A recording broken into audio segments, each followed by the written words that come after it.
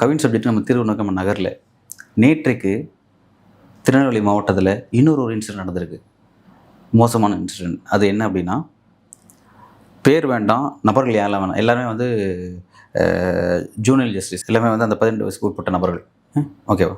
அதனால் வந்து அந்த பேரில் வேண்டாம். சம்பவம் சொல்கிறேன். மாவட்டம் திருநெல்வேலி மாவட்டம் சேரன்மாதேவி, அதிகபட்சம் சேரன்மாதேவிங்கிற அந்த லொக்கேஷனில் தான் சம்பவம் நடந்திருக்கு.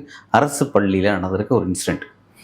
12வது படிக்கிற பசங்க, 12வது படிக்கிற ஒரு பையன், அவன் வந்து தன்னோட கிளாஸில் படிக்கக்கூடிய இன்னொரு பொண்ணுக்கிட்ட பேசியிருக்கான், பழகியிருக்கான்.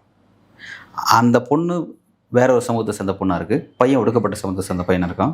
இவன் பழகினது அதே ஸ்கூலில் படிக்கக்கூடிய 10வது படிக்கக்கூடிய அந்த பொண்ணோட தம்பிக்கு பிடிக்கல. நம்ம அக்கா கிட்ட வேற ஒரு சமூகத்தை சேர்ந்த வந்து பேசுகிறான் அப்படின்றது பிடிக்கல.